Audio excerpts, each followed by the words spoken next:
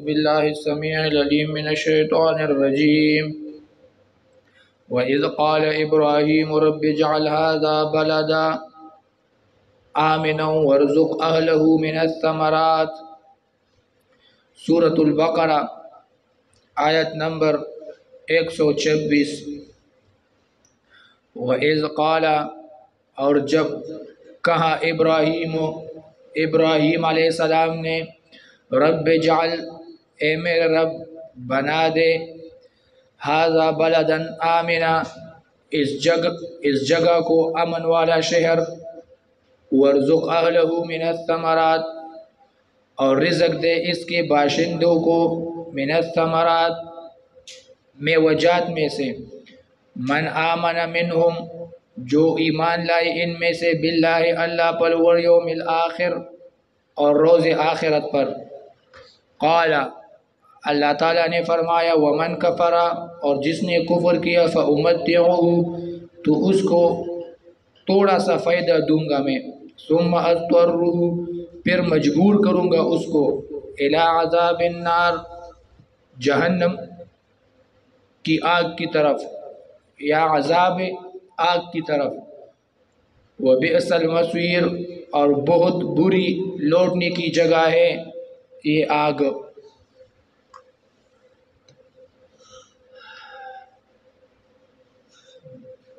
وَإِذْ قَالَ إِبْرَاهِيمُ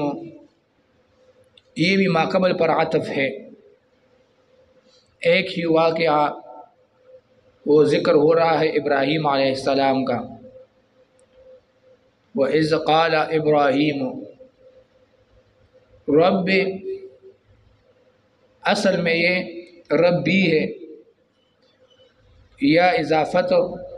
وہ یہاں پر محذوف ہوئی ہے اور ندا کے وقت یہ محذوف ہوتی ہے اور اشارہ اور مقصد اس میں یہ ہے کہ ابراہیم علیہ السلام نے بہت عاجزی اور انکسار اور اخلاص کیا تھا اس دعا میں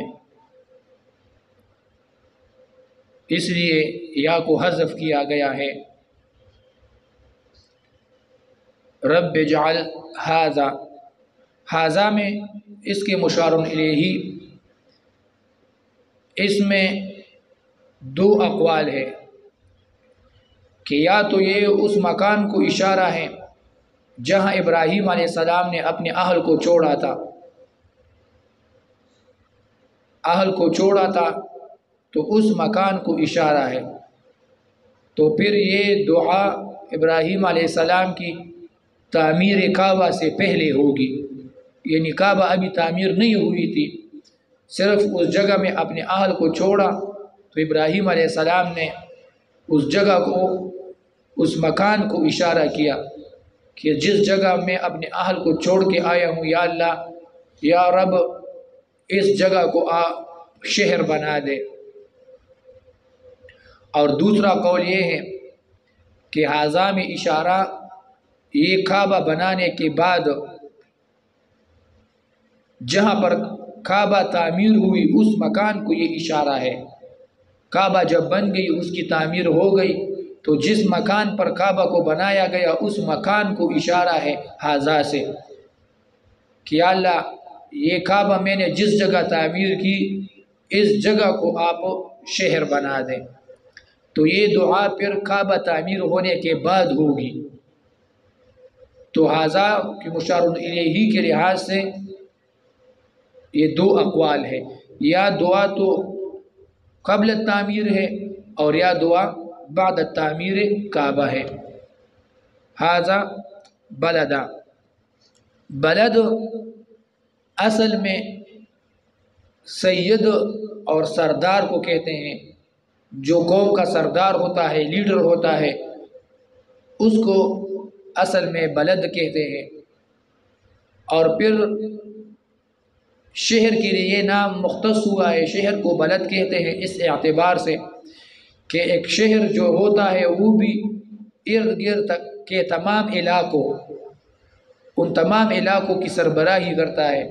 ان کی نمائندگی کرتا ہے تمام علاقوں کا سربراہ سید اور لیڈر ہوتا ہے ارد گرد چھوٹے چھوٹے علاقے ہوتے ہیں لیکن شہر اس کی نمائندگی کرتا ہے، اس لیے اس کو بلد وہ کہتے ہیں۔ اور دوسرا اس میں معنی وہ اثر کا بھی ہے، اثر، اس لیے جاہل جو انسان ہوتا ہے اس کو بلید کہتے ہیں، بلید۔ اور ابلد یہ اس لیے کہا جاتا ہے کیونکہ اس میں جہالت کے آثار ہوتے ہیں، تو بلد کو بھی بلد اس لیے کہا جاتا ہے کہ یہ بھی ظاہر ہوتا ہے، اس میں بھی آثار ہوتے ہیں، اس میں بھی اثر ہوتا ہے ارد گرد کے علاقوں کا۔ ارد گرد کے علاقے جس طرح ہوں گے شہر پر بھی اس کا اثر وہ ہوتا ہے، تو اس لیے اس کو بلد کہا جاتا ہے۔ پھر اصطلاح میں بلد کہتے ہیں اس جگہ کو جہاں پر لوگ جمع ہوتے ہو اور ان کی ضروریات زندگی وہ پوری ہوتی ہو، اس کو بلد وہ کہتے ہیں۔ اور کبھی کبھی دشت اور صحرا، خالی زمین، بنجر زمین یا عام زمین، اس کو بھی بلد وہ کہا جاتا ہے۔ سورہ اعراف میں ہے والبلد الطیب، وہاں سے والبلد الطیب وہاں سے مراد عام زمین ہے جو سبزہ اگاتی ہے، جو نباتات اگاتی ہے۔ تو ابراہیم علیہ السلام نے جب یہ دعا کی تو اس وقت یہ علاقہ صحرا تھا، بنجر تھا، دشت و بیابان تھا۔ پھر بنو جرہم وہ قبیلہ یہاں پر آباد ہو گیا اور اس نے اس کو شہر بنا دیا اور آبادی اس کی پھیل گئی، تو اس سے مراد مکہ مکرمہ ہے۔ پھر یہاں پر فائدہ مفسرین نے لکھا ہے کہ یہاں پر بلد وہ نکرہ لائی گئی ہے سورۃ البقرہ میں، اور سورہ ابراہیم میں وہاں پر بلد لفظ معرفہ لائی گئی ہے۔ اس کی حکمت کیا ہے؟ تو ایک حکمت مفسرین نے یہ بیان کی ہے کہ یہاں پر نکرہ لائی گئی ہے کیونکہ یہاں پر ابھی شہر نہیں بنا تھا، یہ دشت تھا، یہ بیابان تھا، تو اس لیے یہاں پر نکرہ لائی گئی ہے۔ اور سورہ ابراہیم میں وہاں پر معرفہ لائی گئی ہے، بلد کا لفظ معرفہ لایا گیا ہے کیونکہ وہاں پر وہ شہر مکہ آباد ہو چکا تھا، وہ شہر بن گیا تھا، تو ابراہیم علیہ السلام نے اس کے بننے کے بعد دعا کی تھی، تو تب وہ معروف شہر بن گیا تھا، بنو جرہم نے آباد کیا تھا، تو اس لیے وہاں پر معرفہ لائی گئی ہے۔ اور دوسرا یا مفسرین کہتے ہیں کہ نہیں، یہاں پر بھی تقدیر ہے، پھر کلام میں دونوں دعا تعمیر کعبہ کے بعد ہوئی ہے، یہ دونوں دعائیں تعمیر کعبہ کے بعد ہوئی ہے، لیکن یہاں پر تقدیر ہے، اس طرح ہے کہ اجعل ھذا بلدا بلدا آمنا، اجعل ھذا البلد بلدا آمنا، اجعل ھذا البلد بلدا آمنا، تو پھر تقدیر کے وہ قائل ہے۔ اور یہاں پر بلد یہ نکرہ لائی گئی ہے کیونکہ یہاں پر صرف اس مکان کو اشارہ ہے جہاں پر اپنی اہل کو ابراہیم علیہ السلام نے وہ چھوڑا تھا، اور وہاں پر شہر کو اشارہ ہے، تو اس لیے وہاں پر وہ معرفہ لائی گئی ہے سورہ ابراہیم میں۔ پھر مفسرین کا اس میں بھی اختلاف ہے کہ یہ دعا ایک دفعہ ہوئی تھی یا دو دفعہ ہوئی تھی، تو بعض مفسرین اس کو ترجیح دیتے ہیں کہ یہ دعا ایک دفعہ ہوئی ہے، یہ سورہ ابراہیم اور یہ دعا، یہ الفاظ مختلف ہیں لیکن دعا ایک ہی دفعہ ہوئی ہے ابراہیم علیہ السلام نے۔ اور دوسرا راجح قول یہ ہے کہ نہیں، یہ دعا دو دفعہ ہوئی ہے، ابراہیم علیہ السلام نے یہاں پر قبل تعمیر کعبہ کی یہ دعا کی تھی، اور وہاں پر پھر بعد تعمیر جب کعبہ تعمیر ہو گیا اور ابراہیم علیہ السلام دوبارہ وہاں پر اپنے بیٹے کی ملاقات کرنے کو آیا تھا، اسماعیل علیہ السلام سے ملاقات کرنے کے لیے آیا تھا، تو وہاں پر دوبارہ ابراہیم علیہ السلام نے وہ دعا کی۔ اور دوسرا فرق یہ ہے کہ یہاں پر ابراہیم علیہ السلام نے اس کو آباد کرنے اور امن دونوں کی دعا یہاں پر کی ہے کہ یا اللہ اس کو بھی آباد بھی کر دے اور اس کو امن والا بھی بنا دے. لیکن سورہ ابراہیم میں وہاں پر پھر صرف وہ دعا آبادی امن کی ہے کہ یا اللہ اس کو امن والا شہر وہ بنا دے. تو ظاہراً یہ ہے کہ یہاں پر یہ دعا 2 دفعہ ہوئی ہے. یہاں پر دعا آبادی اور امن دونوں کی ہے اور سورہ ابراہیم میں صرف امن کی وہ دعا ہے. ھذا بلدن آمنا امن والا، ورزق اہلہ اور رزق دے اس کے اہل کو، من الثمرات پھلوں میں سے، من الثمرات مختلف میں وجات پھلوں میں سے اس کے امن رہنے والوں باشندوں کو وہ رزق دے. امن ورزق اہلہ، امن کو پھر رزق پر وہ مقدم کیا گیا ہے کیونکہ امن بہت اہم چیز ہے ایک شہر کے لیے، کیونکہ امن کے بغیر کوئی بھی شہر وہ آباد نہیں ہو سکتا. اور دوسری وجہ یہ ہے کہ مکہ اس میں خود تو کوئی زراعت کوئی فصل وغیرہ نہیں اگتی تھی، یہاں پر تو کوئی انتظام نہیں تھا. تو امن میں اس بات کی طرف اشارہ ہے کہ امن کو مقدم کیا گیا، تو اس بات کی طرف اشارہ ہے کہ یہ شہر آباد ہوگا، یہ امن والا ہوگا، تو تب یہاں پر تاجر آئیں گے، تجارت کریں گے، قافلے آئیں گے اور یہ شہر آباد ہوگا اور اس کے اہل کو وہ رزق اور روزی وہ ملے گی. تو مقصد ابراہیم علیہ السلام کا یہ ہے، کیونکہ اگر امن نہ ہو تو وہاں پر کاروبار تجارت وہ نہیں ہو سکتی. تاجر تجارت وہ وہاں پر کوئی سرمایہ کاری کرنے کے لیے، تجارت کرنے کے لیے وہ تیار نہیں ہوتا. تو امن میں مقصد یہ ہے کہ یہاں پر امن ہوگا تو تجارت اور تاجر یہاں پر آئیں گے اور یہ شہر یہ آباد ہوگا. تو اس لیے امن کو یہاں پر وہ مقدم کیا گیا ہے. من آمن منہم باللہ والیوم الآخر، من آمن منہم، من آمن یہ بدل باز ہے اہلہ سے. وہ اہل کون ہے؟ کس اہل کو اللہ تعالیٰ رزق اور روزی دے گا اور ثمرات دے گا؟ وہ یہ ہے کہ جس نے ایمان لایا ہو اللہ پر اور آخرت پر. ابراہیم علیہ السلام نے مومنوں کی تخصیص کی ہے اس رزق پہ، اور اس کی وجہ یہ ہے کہ ابراہیم علیہ السلام اپنی اولاد اس کی ایمان پر حریص تھا. وہ چاہتا تھا کہ اس کی اولاد وہ تمام مومن ہو. تو اس وجہ سے ابراہیم علیہ السلام نے مومنوں کی تخصیص کی ہے یہاں پر. اور یہاں پر مفسرین دوسری وجہ وہ یہ بیان کرتے ہیں کہ من آمن، ابراہیم علیہ السلام نے مومنوں کی تخصیص کی کیونکہ اس سے پہلے آیت میں ابراہیم علیہ السلام نے عام دعا کی تھی، وَمِن ذُرِّيَّتِي، یا اللہ میرے اولاد کو امامت دے. تو اللہ تعالیٰ نے وہاں پر کہا تھا لا ینال عہد الظالمین. تو یہاں پر بھی ابراہیم علیہ السلام وہ بات سیکھ گیا تھا کہ ہر کسی کو امامت نہیں ملتی، ہر کسی کو نبوت نہیں ملتی.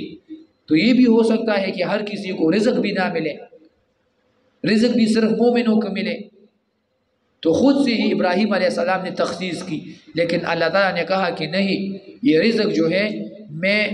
وَمَنْ كَفَرَ فَأُمَتِّعُهُ قَلِيلًا، یہ رزق میں ہر کسی کو دیتا ہوں، چاہے مومن ہو یا کافر ہو، تمام کو رزق اللہ تعالیٰ کی طرف سے وہ ملتی ہے. اور تیسری وجہ یہ ہے کہ ابراہیم علیہ السلام نے مومنوں کی تخصیص ہی کی ہے کیونکہ انسان دعا میں وہ تخصیص صرف مومنوں کی کرے گا. کافروں کے لیے خیر کی دعا، رزق کی دعا وہ صحیح نہیں ہے. تو کافر کے لیے رسول اللہ صلی اللہ علیہ وسلم کا بھی طریقہ یہ تھا کہ کافر کے لیے رسول اللہ صلی اللہ علیہ وسلم نے کبھی وہ خیر کی دعا نہیں کی، بلکہ بد دعا رسول اللہ صلی اللہ علیہ وسلم کرتے تھے. اللہم اشدد وطأتک علی مضر واجعل علیہم سنین کسنی یوسف رسول اللہ صلی اللہ علیہ وسلم مضر کبیرہ اس کے لیے بدعا کرتا تھا کہ یا اللہ اس پر اپنا عذاب سخت کر دے،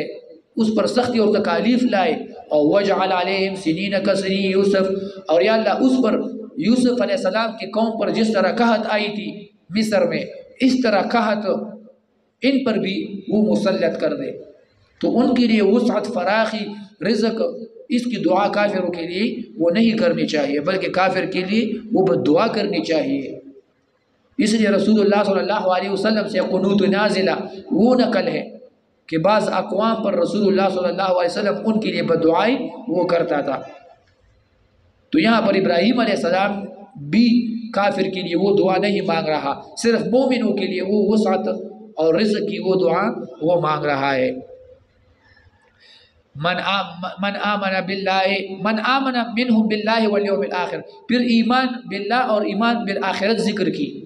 کیونکہ ایمان باللہ یہ تمام ایمانیات اس کی جڑ ہے، اس کی اصل ہے، اور آخرت اس کی انتہا ہے۔ تو اول اور آخر ایمانیات کا ذکر کیا کہ ایمان باللہ یہ اول ہے اور آخرت اس کی انتہا ہے ایمان کی، اور درمیان میں تمام ایمانیات وہ مراد ہے، ایمان قرآن پر، ایمان ملائک پر، ایمان رسول اللہ صلی اللہ علیہ وسلم پر، یا اپنی انبیاء پر اپنی اوقات میں، وہ تمام یہاں پر یہ مراد ہے۔ قال ومن کفر، اس جملے سے اللہ رب العزت نے تعمیم کی کہ نہیں، رزق میرا عام ہے، مومن اور کافر دونوں کو وہ مل سکتا ہے، تو اس میں تعمیم ہے۔ قال ومن کفر، ومن کفر یہ منصوب ہے بنا بر فعلیت، اور ما بعد اس کی یہ تفسیر ہے۔ اصل میں عبارت اس طرح ہے، قال امتع من کفر فامتعه، قال امتع من کفر فامتعه، یہ ما بعد فامتعه یہ اس کے لیے تفسیر ہے۔ فامتعه قلیلا، میں اس کو فائدہ دوں گا تھوڑے سے۔ قلیلا اس لیے کہا کہ دنیا کے جتنے بھی فائدے مل جائے انسان کو، یہ ساری دنیا ہی انسان کو مل جائے اور آخرت میں کامیابی نہ ملے تو یہ آخرت کے مقابل میں قلیل ہی ہے۔ اس لیے کافر اگر آج کل یا ہر دور میں جتنی بھی دنیا، مال و دولت، طاقت ان کے پاس ہو تو یہ ان کے لیے قلیل ہے، کیونکہ آخرت کے انعامات اور زندگی وہ بہت ہی طویل ہے، بہت ہی کثیر ہے، تو اس لیے دنیا تمام اس کے مقابل میں قلیل ہے۔ ثم اضطرہ، پھر میں مجبور کروں گا اس کو، الی عذاب النار، آگ کے عذاب کی طرف، آگ کی عذاب کی طرف۔ اضطرار اصل کے کہتے ہیں الالجاء الی الشیء، کسی چیز کی طرف کسی کو مجبور کرنا، مجبوراً، زبردستی کسی کو کسی چیز کی طرف متوجہ کرنا، مجبور کرنا، اس کو کہتے ہیں اضطرار۔ اور یہاں پر اضطرار اس لیے لایا گیا ہے یہ لفظ کیونکہ یہ لوگ تو خود جہنم میں نہیں جائیں گے اپنی مرضی سے، بلکہ ملائکہ اس کو کھینچ کر یہ جہنم میں پھینکیں گے، تو اس لیے اضطرار زبردستی اور مجبوری کا لفظ ہے کہ ملائکہ ان کو کھینچ کو زبردستی جہنم میں پھینکیں گے۔ وَبِئْسَ الْمَصِيرُ، اور بہت بری جگہ ہے لوٹنے کی یہ آگ اور جہنم۔ مصیر یہ مصدر ہے اور بمانے سیرورت، یعنی بہت بری جگہ ہے سیرورت کی یہ آگ۔ بئس السیرورہ السیرورۃ الی النار، بئس السیرورہ السیرورۃ الی النار، بہت بری سیرورت وہ سیرورت ہے آگ کی طرف۔ اور دوسرا قول یہ ہے کہ یہ ظرف ہے اور مخصوص بالضم، اس کا پھر بئس کا مخصوص بالضم جو ہے وہ محذوف ہے کہ عذاب النار، تو عذاب النار یہاں پر وہ محذوف ہے۔ وَإِذْ يَرْفَعُ إِبْرَاهِيمُ الْقَوَاعِدَ، اور یاد کرو اس وقت کو کہ یرفع جب بلند کی، اونچی کر رہا تھا، ابراہیم علیہ السلام القواعد بنیادوں کو، من البیت بیت اللہ کی، و اسماعیل اور اسماعیل علیہ السلام بھی، ربنا اور یہ دعا کر رہے تھے کہ تقبل منا، یہ نہیں کہ ہم سے قبول فرما، انکا یقیناً بے شک، انت السمیع العلیم آپ خوب سننے والے اور علیم خوب جاننے والے ہیں۔ وَإِذْ يَرْفَعُ إِبْرَاهِيمُ الْقَوَاعِدَ، یہ بھی اصل میں رد ہے دعوے یہود و نصارہ اہل کتاب کے کہ وہ ملت ابراہیمی کا دعویٰ کرتے تھے، مگر جس نے اصل میں یہ بیت اللہ تعمیر کی تھی جو ابراہیم علیہ السلام ہے، پھر اس کی بانی کی تعمیر کردہ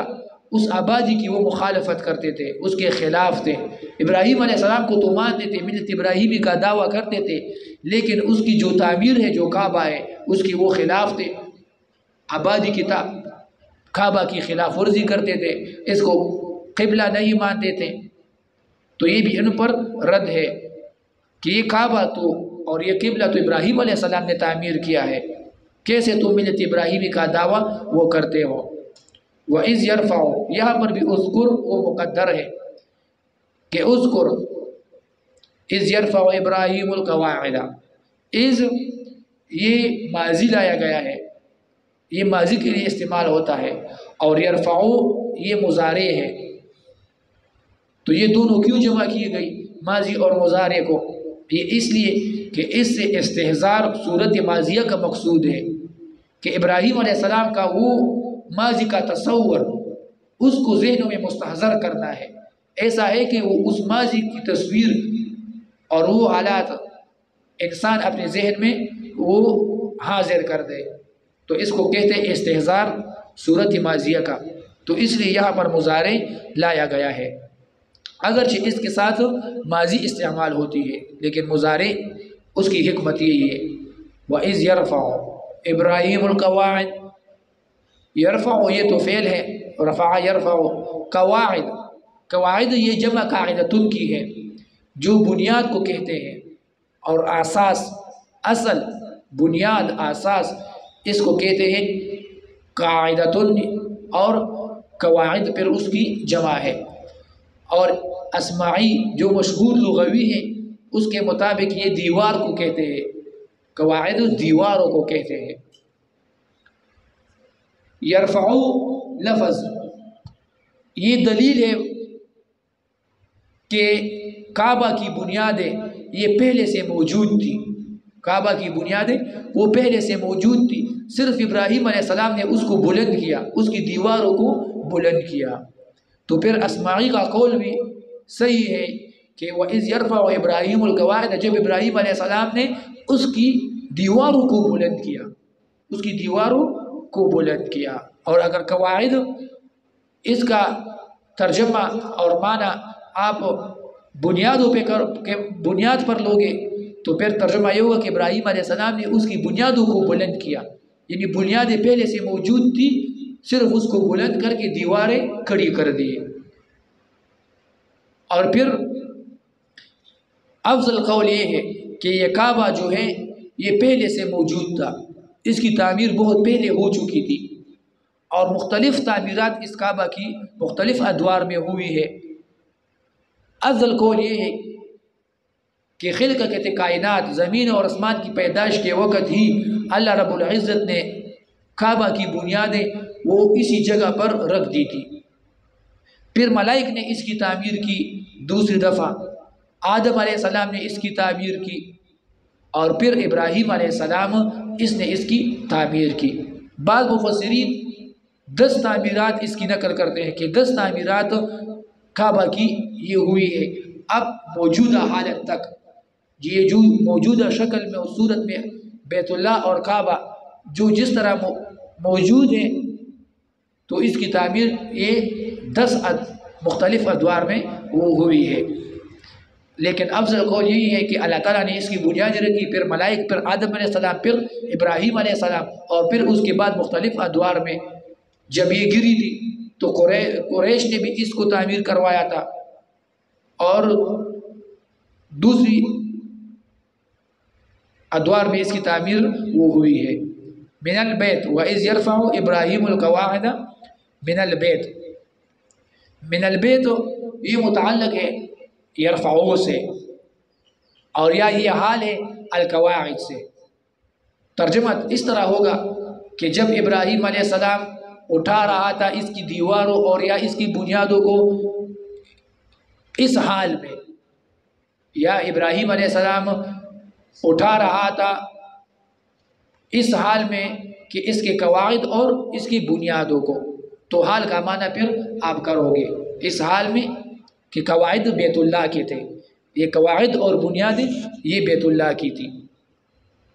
پھر یہاں پر یرفعو صیغہ مفرد لایا گیا ہے، یرفعو تثنیہ کا صیغہ نہیں لایا گیا، اگرچہ یہاں پر تو اسماعیل علیہ السلام بھی ساتھ تھا، وہ بھی کام کر رہا تھا، لیکن یہاں پر مقصود اس میں یہ ہے کہ یرفعو صیغہ یہ مفرد لایا گیا ہے، لیکن بعد میں تصریح دونوں اسماء کی ہے، ابراہیم اور اسماعیل کی، عظمت شان کی وجہ سے تثنیہ کا صیغہ نہیں لایا گیا، لیکن تصریح کی گئی ہے ان کی اسماء پر، ناموں پر، ابراہیم اور اسماعیل کی عظمت شان کی وجہ سے۔ وَإِذْ يَرْفَعُ إِبْرَاهِيمُ الْقَوَاعِدَ، اسماعیل کو پھر یہاں پر عطف کیا گیا ہے، وَإِسْمَاعِيلَ، اگرچہ اسماعیل علیہ السلام یہ بھی فاعل ہے، یہ بھی کام کر رہا تھا، لیکن یہاں پر اسماعیل علیہ السلام کو یہ عطف کیا گیا ہے، اور دوسرا یہ ہے کہ ابراہیم علیہ السلام کو مقدم کیا گیا، ابراہیم علیہ السلام کو مقدم کیا گیا۔ اس کی وجہ یہ ہے کہ اصل بانی وہ ابراہیم علیہ السلام تھا، اصل حکم ابراہیم علیہ السلام کو ہوا تھا، اور اسماعیل علیہ السلام اس کا تابع تھا، اس کی صرف مدد کر رہا تھا، تو اصل مقصود یہاں پر ابراہیم علیہ السلام ہے۔ اور دوسری وجہ وہ یہ ہے کہ جب ایک فعل ہو اور اس کے دو فاعلین ہو، اور ان دو فاعلین کے افعال میں اختلاف ہو، تو اس کو عطف کے طور پر ذکر کیا جاتا ہے، اس کو عطف کے طور پر ذکر کیا جاتا ہے، یعنی مختلف جدا جدا ان فاعلین کو ذکر کیا جاتا ہے۔ یہاں پر مثال کے طور پر ابراہیم علیہ السلام اس کا فعل جدا ہے، اور اسماعیل علیہ السلام کا فعل وہ جدا ہے، کیونکہ ابراہیم علیہ السلام وہ اصل میں وہ مصری ابراہیم علیہ السلام تھا، تعمیر وہ ابراہیم علیہ السلام کر رہا تھا، اور اسماعیل علیہ السلام صرف اس کو پتھر دے رہا تھا، اس کی ایک قسم کی مدد کر رہا تھا، تو دونوں کے افعال وہ جدا جدا ہے۔ ابراہیم علیہ السلام مصری کے طور پر کام کر رہا تھا، اور اسماعیل علیہ السلام ایک مزدور کی طرح کام کر رہا تھا، تو دونوں کے افعال جدا جدا ہیں، دونوں کے فاعلین کے، تو اس لیے اس کو عطف کے طور پر ذکر کیا گیا ہے۔ تو اس ابراہیم علیہ السلام کو فعل کے ساتھ متصل ذکر کیا گیا ہے، اور اسماعیل کو وہ عطف کیا گیا ہے۔ من القواعد وَإِذْ يَرْفَعُ إِبْرَاهِيمُ الْقَوَاعِدَ، تو مفعول القواعد ابراہیم علیہ السلام کے ساتھ ذکر کی ہے، اور اسماعیل کو وہ عطف کیا گیا ہے۔ اور بعض مفسرین نے یہ قول کیا ہے کہ نہیں، ابراہیم علیہ السلام وہ صرف اصل کام ابراہیم علیہ السلام کر رہا تھا، رفع بھی کر رہا تھا، پتھر بھی اٹھا رہا تھا، دیوار بلند بھی کر رہا تھا، اور اسماعیل علیہ السلام وہ صرف دعا کر رہا تھا، قبولیت کی دعا وہ اسماعیل علیہ السلام وہ کر رہا تھا۔ تو اس لیے پھر وہ کہتے ہیں کہ اصل میں عبارت یہاں پر ہے وَإِذْ يَرْفَعُ إِبْرَاهِيمُ الْقَوَاعِدَ مِنَ الْبَيْتِ، یہاں پر وقف ہے، وَإِسْمَاعِيلُ رَبَّنَا تَقَبَّلْ مِنَّا، اور اسماعیل یہ دعا کر رہا تھا کہ ربنا تقبل منا، یا اللہ ہم سے یہ عمل قبول فرما۔ لیکن یہ وجہ کمزور اس لیے ہے کہ اصل میں قرآن کریم میں وقف یہ اسماعیل پر ہے، وقف اسماعیل پر ہے، اور ربنا تقبل منا یہ اصل میں مستقل کلام ہے، یہ دونوں کا کلام ہے، تو اس وقف یہاں پر اسماعیل پر لکھا گیا ہے مصحف کے اندر، تو اس لیے یہ قول یہ کمزور ہے۔ یہ چھوٹا وقف دیکھو نا، یہ دعا یہ اسماعیل پر لکھا گیا ہے، وَإِذْ يَرْفَعُ إِبْرَاهِيمُ الْقَوَاعِدَ مِنَ الْبَيْتِ وَإِسْمَاعِيلُ، تو یہاں پر یہ کلام تام ہو گیا، پھر اگلا کلام ربنا تقبل منا سے نیا کلام وہ شروع ہوگا۔ تو اس لیے یہ وجہ مفسرین نے اس کو مرجوح وہ قرار دیا ہے، کیونکہ دعا دونوں کا فعل ہے، ابراہیم اور اسماعیل علیہ السلام دونوں نے مل کر دعا کی تھی، ربنا تقبل منا، ربنا تقبل منا یہاں پر پھر یقولان مقدر ہے، فعل یقولان مقدر ہے، یقولان ربنا تقبل منا انک انت السمیع العلیم، اور یا یہ جملہ حالیہ ہے۔ اس حالت میں یہ ترجمہ اس طرح ہوگا کہ وہ قواعد اور بنیادیں اٹھا رہے تھے، بلند کر رہے تھے، اس کی دیواریں بلند کر رہے تھے اس حال میں کہ ربنا تقبل منا، دعا کر رہے تھے کہ ربنا تقبل منا، یا اللہ ہمارے اس عمل کو یہ قبول فرما، ربنا تقبل منا۔ پھر تقبل یہ باب تفعل ہے، اس میں خاصہ تکلف کی ہے، تو مقصد یہ ہے کہ ابراہیم علیہ السلام و اسماعیل علیہ السلام نے بہت عاجزی اور انکسار اور تواضع اور تکلف اس دعا میں کی ہے کہ یا اللہ یہ دعا ہماری وہ قبول فرما، تو تکلف کا خاصہ باب تفعل میں ہے۔ انک انت السمیع العلیم، یقیناً آپ یا اللہ السمیع العلیم خوب سننے والے اور خوب جاننے والے ہیں۔ یہ السمیع العلیم یہ ما قبل تقبل کے لیے علت ہے کہ یا اللہ تو ہماری دعا قبول فرما، کیوں؟ علت یہ ہے کہ کیوں تو خوب سننے والا اور خوب جاننے والا ہے۔ السمیع اور العلیم یہ دونوں یہاں پر معرفہ لائی گئی ہے، مقصد یہ ہے کہ حصر یہاں پر مراد ہے کہ یا اللہ صرف سننے والا اور صرف جاننے والا، صرف سننے والی اور صرف جاننے والی ذات آپ ہی کی ذات ہے۔ لیکن پھر یہاں پر سوال بنتا ہے کہ یہاں پر اگر اس طرح تخصیص کی جائے کہ صرف سننے والی ذات اور صرف جاننے والی ذات وہ اللہ تعالیٰ کی ذات ہے،